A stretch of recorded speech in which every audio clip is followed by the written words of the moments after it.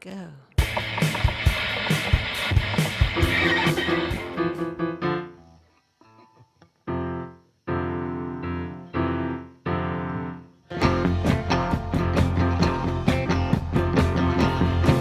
All my life I'm looking for the magic. I've been looking for the magic.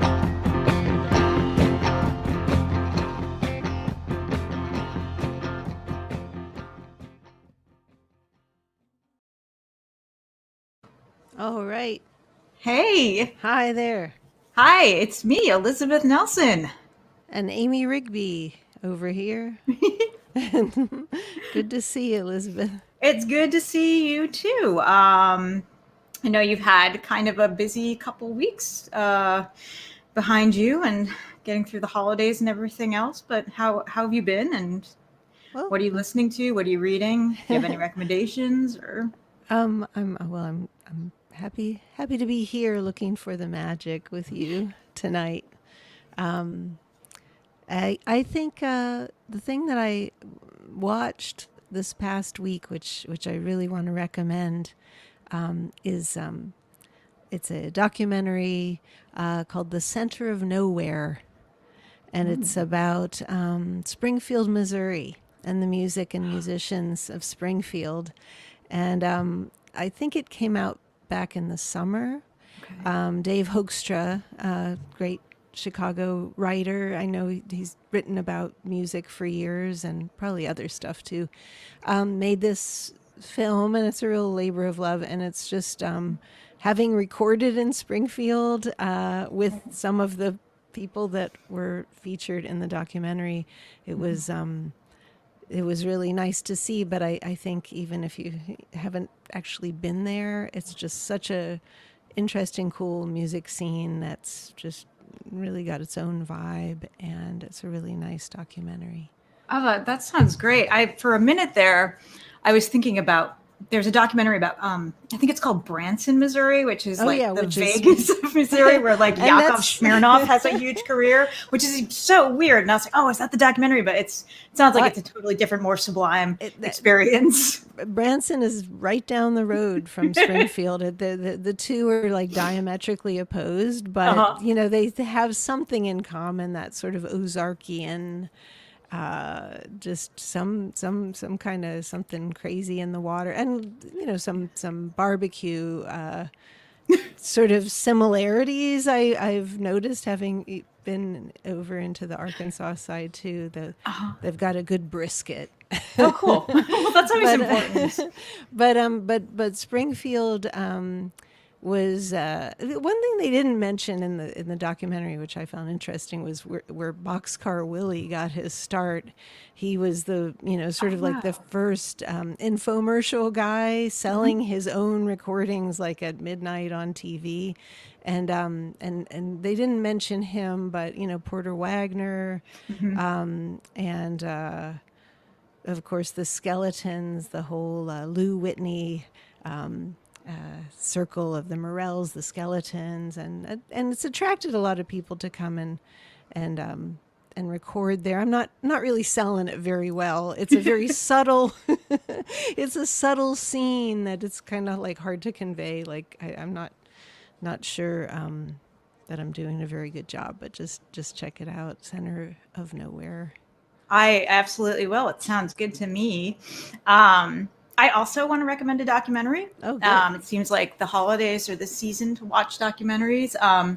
I think this was recently released, but I believe it was made over the last few years. I think it's called Every Night's a Saturday Night, and it's a documentary about Bobby Keys.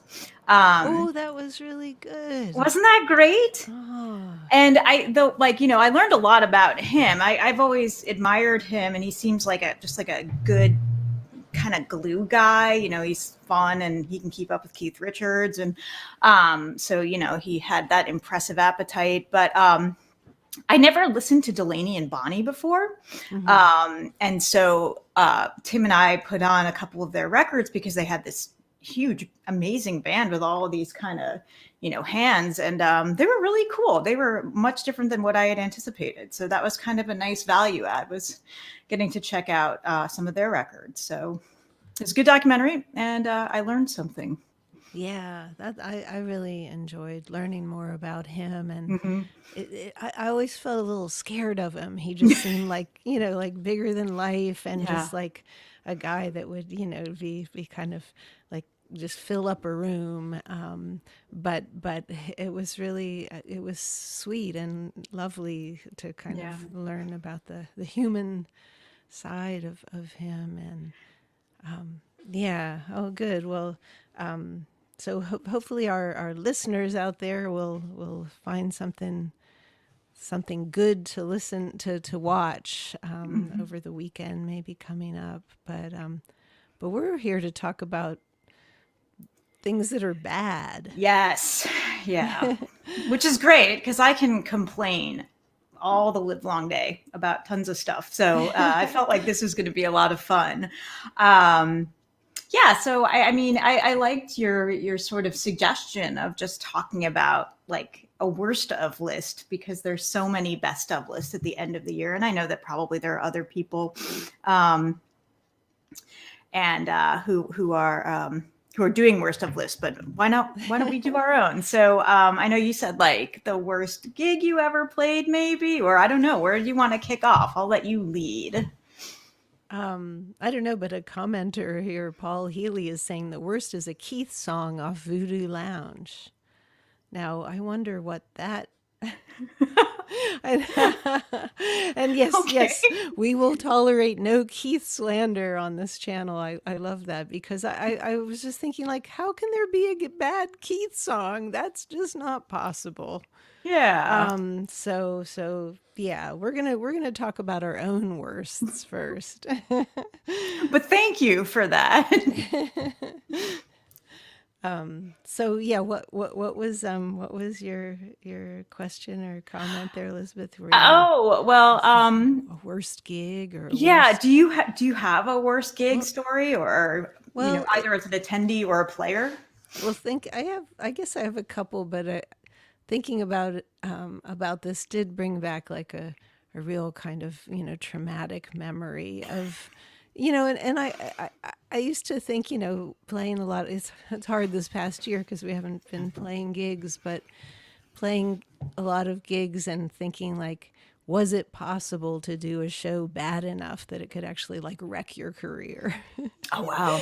Yeah. Could a show have that much power? And it seemed like almost like not something to aspire to, but just wondering like how all those factors could go wrong that could make that happen. But what I thought of as like a really hard and bad memory was playing at this, and it was kind of a cool place, one of those gigs that you sort of envy when you hear about someone else doing it.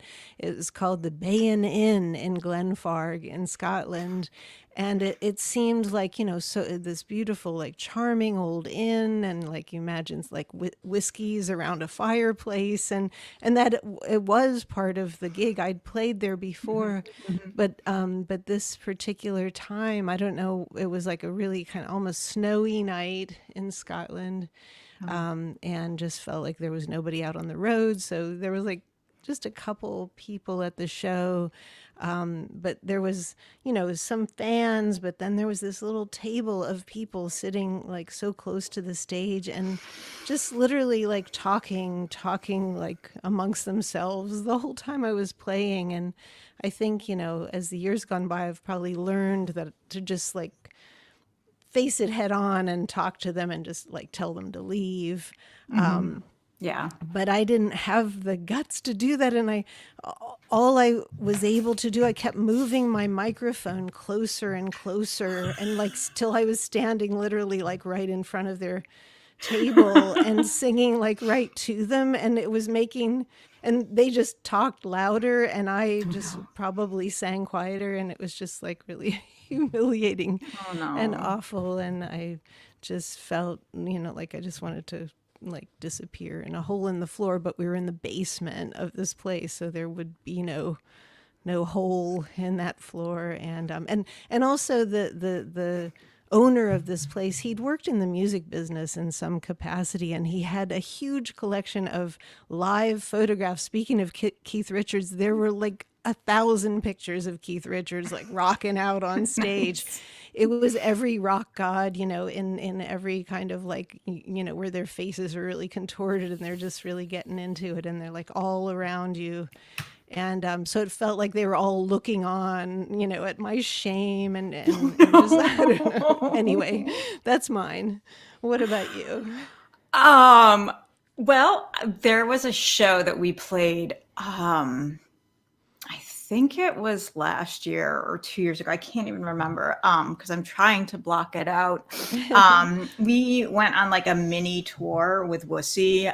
They had a couple East Coast dates scheduled. They had one in Philly and then one in DC, and so they invited us to come along, which is we'll do anything for Wussy. And so the Philly show was at this venue called Milk Boy, which I don't know if you've ever played there. It's sort of in the city, and you go up the stairs and you have to haul all your gear up. And so we get there and we are getting set up for the sound check. And the woman who's doing sound, I went up and introduced myself and thanked her very much, because you should always try to, generate some goodwill between yourself and your sound person.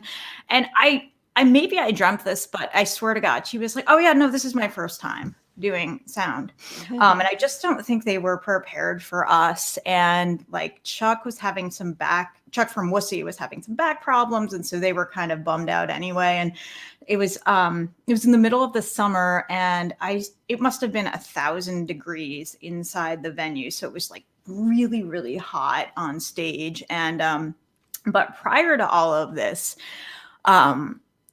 one of the toilets in their bathroom, which was upstairs, again, like this is like there's like a restaurant downstairs and the venue is upstairs, and so one of the toilets just started overflowing, and they had us in the basement for like a green room, and this toilet water was coming through all of the floors into our green room and onto all of our gear and stuff. And so that's like how everything got started. It was like, there is this river of water coming downstairs, and we're going up to the like promoter or whatever and being like, "Dude, you have a problem and it is gross." And like, I couldn't even like look, because it was like going all like they were preparing food and they had like cases of beer and stuff that it was just all over the place, and it was so gross. And so then we got on stage, and it was 1,000 degrees and the sound was horrible. And Tim was like, he thought he was gonna die because it was so hot. And so we have like, there's like this truism and rock criticism that we kind of take to the stage with us, which is like, it's better to be god awful than boring. So we just were really, really loud and just tried to like overwhelm people with sound because it was so uncomfortable. So I think it was like a fine enough performance, even though the sound was crap. And obviously we were just grossed out and wanted to leave. And like Wussy was having a bad day because they were in pain and stuff. So it was bad. I mean, I'm never going back there. And so I don't mind talking shit about them, because I will never play the Milk Boy again. Philly is just not our city anyway. They hate DC sports fans. So oh wow, they were whipping batteries at us. The whole time you were describing it, I was like, it just sounds like a classic Philly gig to me. Right? I mean, the only thing missing was like not being able to find anywhere to park. Right, totally. Like, and nobody came because they couldn't find anywhere to park. Oh, someone says R.I.P. Milk Boy. Oh, did they close? Oh, sorry, Milk Boy. Whatever. Yeah, I will say I found like a nice place to play in Manayunk, which I guess is like another neighborhood sort of like, it feels like it breaks the force field that like makes every gig in Philly really crappy.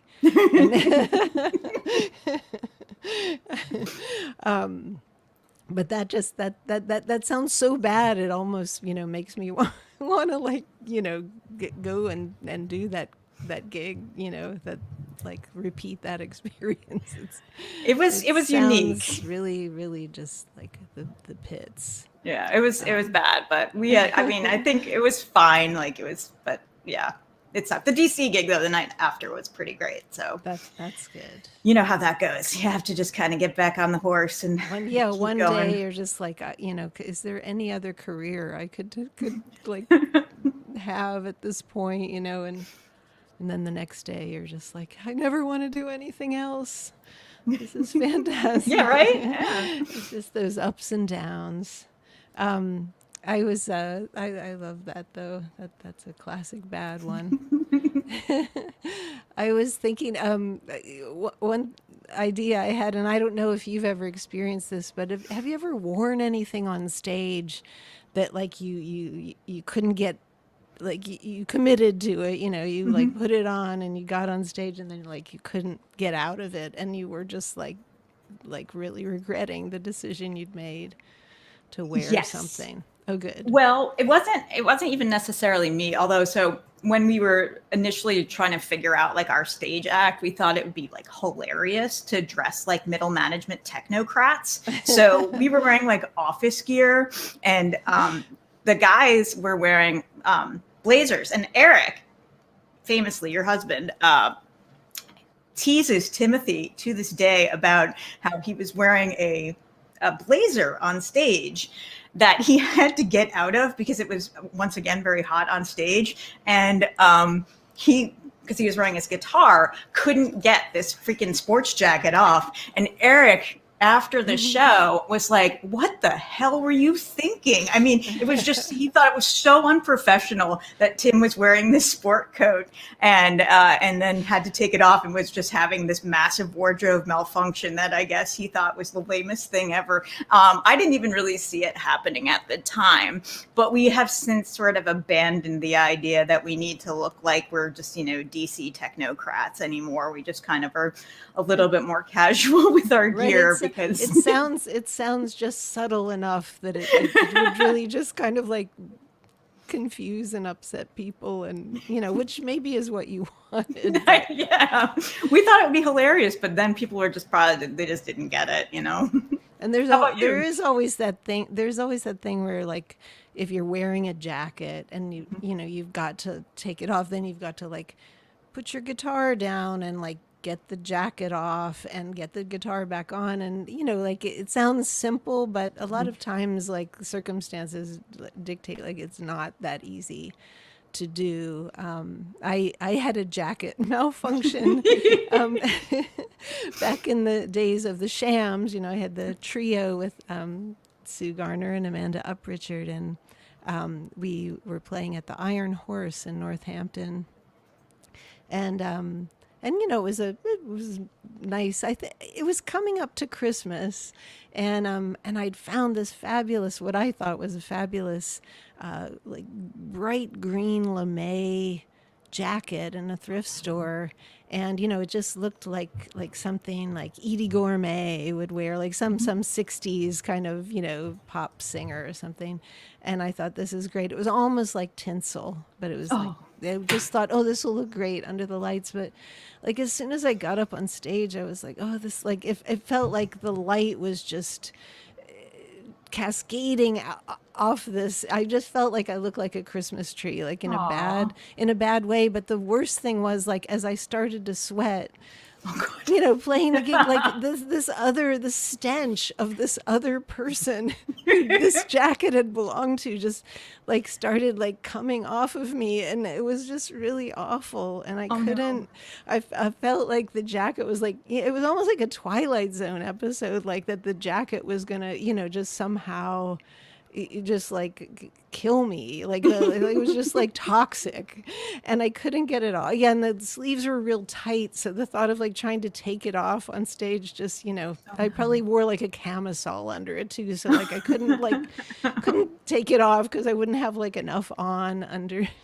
Anyway, so that was like a bad you should never like get something and then go on stage in it like that day. Don't go thrift shopping like the right before the gig and then go like, oh, this is amazing, I'm gonna wear it on stage tonight. It never ever works. It's always like it always is something you end up regretting. You got to break it in and make sure it works somehow. But Anyway, where's that jacket now?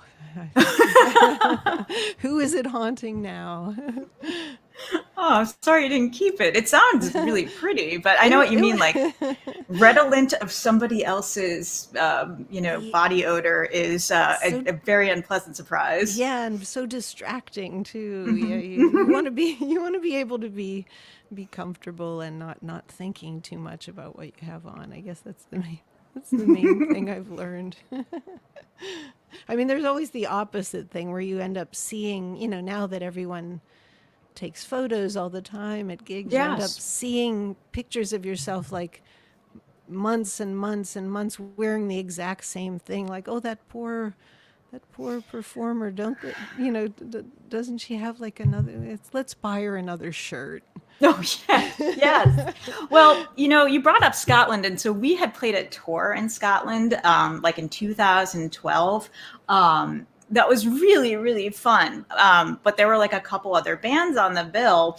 And one was like this group of like, I want to say they were high school kids. They were super young and they were really sweet and they were really talented, but they would wear like suits on stage and stuff. They do the whole gimmick. And like, since we were, it was Tim and Bruce and I, and we were just doing like a trio thing. And we were packing kind of light because we had come from overseas. So, like we were kind of wearing the same thing every day. And we were backstage before one of the shows, and one of the kids from this other band, he said, "Do you guys like Yola Tango?" And we said, "Oh yeah, we love Yola Tango, and Bruce plays with them sometimes." And they were like, "Yeah, you look like them. You look like slackers." And it was like such a diss, I was like, well, come on, guys. Like, we don't really have, our suits with us.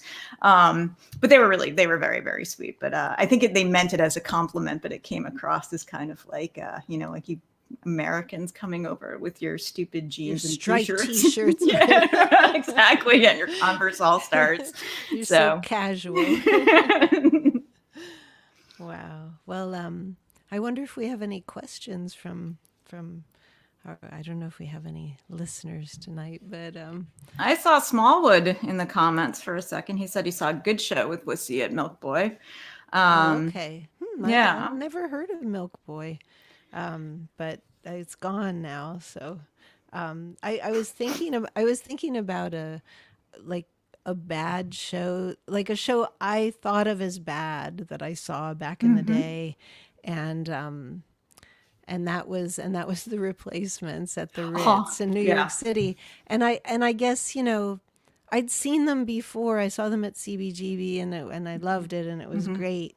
And then I saw them at the Ritz, and maybe it was like the change of venue, but like because the Ritz was then it became Webster Hall. It was, like a much more grand place than CBGB, and it was really kind of like just a like real fuck off kind of like just like I don't care kind of show, which I guess is like in the context of the Replacements and like and how people think of them, that's like basically maybe what people would expect or want from them. But at the time, maybe I'm just like such a square. I was just like, like this isn't good, and like I want them to, I want them to care, and I want to hear the songs that I like, and I want to hear them good, and just kind of like that. And I guess history has proven me wrong, but at the time, I just felt like it really sucked, and I guess that was kind of the point, but maybe it was lost on me. I think, they're one of those bands where like it was on any given night, they might be incredible. And then the next night they would just be god awful. And I think it was really disappointing for a lot of people. So you're not alone in this, because I feel like, seeing them be god awful, I'm sure was a arresting spectacle, but it's really unfun to have to endure it. I guess that's it. And so, and especially when it's like, this is kind of their foolish consistency, and you really want them to kind of be good and succeed. So I sympathize with that. I actually, never really got to see them, but I have heard a lot of stories about like, oh yeah, they were awesome one night and then the next night they just absolutely fucking sucked. And so that does sound disappointing. And I'm not surprised that you brought them up though, because I thought like that would definitely be an example of a band who it was really hit or miss. Right. And like, you know, I mean, I'm sure, as I say, it was probably interesting, you know, like probably way more, I don't know, visually arresting, I guess is the term I want to use, than watching like a band that's just super pro and like just coming in and doing a cash grab kind of thing, like watching a reunion show or something where, you know, the other Everly brothers are slated to play for 20 minutes and they walk out on stage and play for 20 minutes in 1 second because they just hate each other or something. Like Right, that right. sounds Just horrible. going through the motions. I guess, only in retrospect did I think like, wow, they were kind of the punkest of all the replacements Mm-hmm. because Yeah. the early punk bands that I saw, like there was still that sort of ethos of show business, Mm-hmm. Yes. like somehow, you were still, even though you were going to destroy and all that. Well, I guess, I guess when the Sex Pistols came to America, they kind of were, kind of trashing it and messing it Yeah. up. But, Yeah.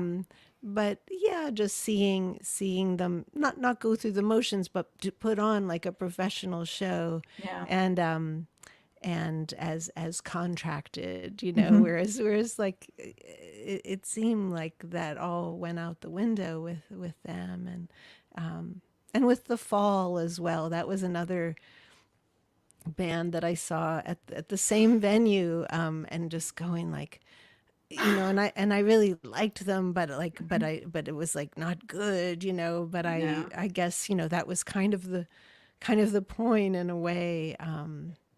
But yeah, it's almost like when you're looking back on it, it's kind of like, wow, they did something there. But while it's going on, you're just like, as a just a paying member of the audience, Yeah. Yeah. you can feel a little let down and just and pissed off, I guess. Yeah. Yeah. No, um, I have a different worst show that I attended story, which is that when I was in college, I did a year abroad in Oxford, and I had a couple of roommates who were like big sort of. This was like in the '90s when like rave culture was a big thing. I mean, I think it was probably a big thing for a long time, but it was just more prominent in my consciousness. And so I had two roommates who really liked to dance and go to clubs and dance. And that was not my thing, but I wanted to make friends and have adventures. And so they were going to go to this festival in Luton, Uh-huh. which was like an outdoor thing. And it was like a big rave experience. And it was, a 24-hour thing. And you had to like take a bunch of buses and then they just abandon you in this field and with all of these acts that are going to, like provide drum and bass kind of music all night long. And I got off the bus and my roommates were like, well, we're going to take acid now. And I was not a big substance person. And I said, well, I don't really want to do that. And they're like, well, if you don't, then we're not going to hang out with you. Oh. So I was like, okay, I don't know anybody. I'm in the middle of a field with a bunch of like crazy looking people in Cat in the Hat hats and, platform shoes and stuff. And I was like, okay, well, so I take this acid and now I'm like tripping and watching Kraftwerk, and it's really disturbing. I mean, it was cool to see Kraftwerk, I guess. And I guess if you're going to watch a band while you're, tripping balls, I guess Kraftwerk is the one to watch.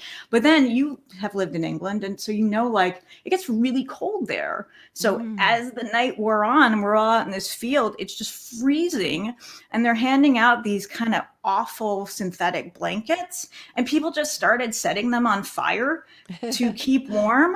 And so there's just like this stench of burning plastic and smoke, like this billowing black synthetic smoke that's going around. And I'm like, oh my God, this is hell. I'm in hell. Like I have died and now I'm in hell, and hell is a dance party. and I'm In on Lu- acid in in Luton. Luton. Yeah, exactly. So I was like, I can't. It was like one of these things where I'm like, this is never going to end. The bus is never going to come, and this is it. This is my life now. And so that was an experience that I now know I will never ever want to repeat again. And if anyone ever says, "Oh, it'll be so much fun," there's no way out. Absolutely no. The Adventures of the Lady Scholar, says John Smallwood. Yes, yeah, It that was one of my Lady Scholar adventures. wasn't what you'd signed up for when you went over to spend a year in Oxford. No, I wanted to like party and have experiences, but when they were just like, "Oh, well, we won't hang out with you," I thought that was so just shitty and That's, peer pressury. I know. How old were they? Yeah, I know, totally. It wasn't like they were 12. I mean, they were in their 20s, I guess. I don't know. It was dumb. It was a bad scene, but Yeah, just the thought of like going to a gig in England on like like a outdoor thing like that, and all the public transportation involved is like I I feel cold just thinking about it, and have some definitely have done a couple tours over there, like on trains, yeah. and just been so cold, and like the train stations are always so cold. But anyway, we won't I won't sink to talking about the weather anymore. Was thinking, wondering if there's anything that you thought was going to be really bad but actually turned out to be good, like it's a film or a book or a record or something, some cultural experience or. Um, I don't know if I thought they were going to be really bad, but I was skeptical going in to see the reformed NRBQ when Terry kind of took the band under his own like aegis and like kind of replaced Al and Joey. Right. And obviously Tommy was really sick, and he kind of replaced him with a bunch of guys that kind of looked like those guys. And so we went to the show, and I was pretty circumspect because I was like, oh, it'll never be the same. Like Al Anderson and Joey Spampinato and Tommy Ardolino are the only NRBQ for me. And then I went, and they ruled. I mean, they were just so good. Those guys are incredible. Yeah. I agree. I actually walked into a wedding, and it said NRBQ are playing, and I just was like, oh no, what if it's not? I knew that it was just going to be Terry, and like, what if it's and then it was Bobby Lloyd Hicks on the drums he's from the center of nowhere. He was, well, he died I think last year or the year before, but he was part of the whole Skeletons, and yeah, he's featured in the documentary about Springfield that I was talking about earlier. But so I knew, well, he's there, so that's got to be good. And Terry's there, and then the other guys, they were fantastic, and have since gotten to see them again. And yeah, it's not the same thing, of course, as Tom Ardolino and Spampinato brothers, but still, it's a great band. Yeah. So I recommend anybody who's listening to anytime NRBQ comes in any formulation, you've got to check them out regardless. Yeah, exactly. I agree. I was thinking of a book that I read that I just thought, this is bound to be crappy, and it was Rod Stewart's autobiography. Oh, nice. And it ended up just being wonderful. I fell in love with him all over again. And it's just so witty, self-effacing. I guess I should have known that he would be those things, but like my last encounter with him was, just like on a hotel TV, like he was singing Christmas carols and like looking like just he kept like he was singing these carols, and like he was singing about the fire is so delightful, and he kept like kind of pointing at the at this fire, that's on this set, and it God. just wasn't the, like it wasn't the Rod Stewart I wanted to see, but the book was really great, it made me love him again, and just anyway, that I think it's just called Rod or Rod Stewart, or I don't know.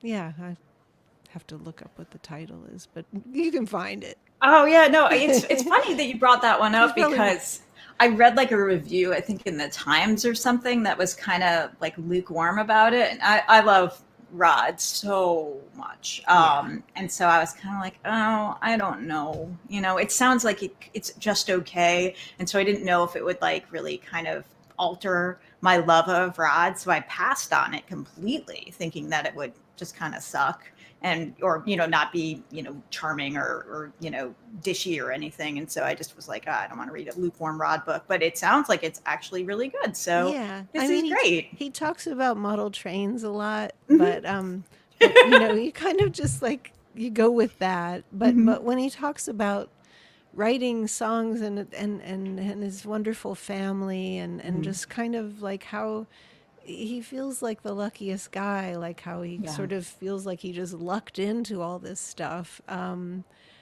then you watch again, like watch him singing with the Faces or Yeah. something, and just it all kind of makes sense. It's effortless. Yeah. It's really it's pretty inspiring and uplifting. So yeah, that's that was something that didn't I thought would suck, and it didn't.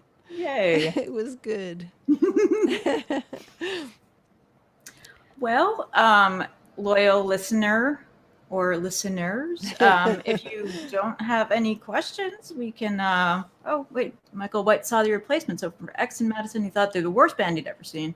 A few months later, they played a basement in Rockford and were magnificent. So that is a Oh, ratified statement.